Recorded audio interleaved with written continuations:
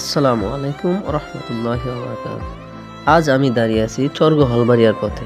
এই পথ আমাদের চেনা পথ, প্রতিদিনের যাতায়াত। পথের পাশে নীরবে দাঁড়িয়েছিল একটি মাইল ফলক।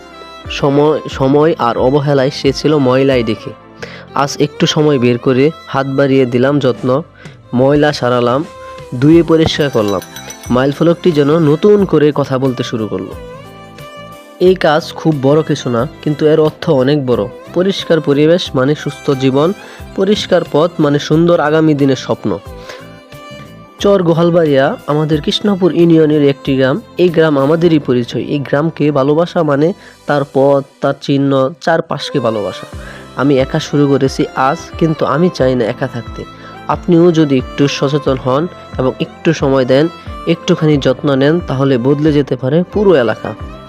তাই সকলকে বলবো, আমার এই ভিডিও যদি অবশ্যই ভালো লেগে থাকে সকলে কমেন্ট করবেন, লাইক করবেন এবং শেয়ার করে পাশে থাকবেন।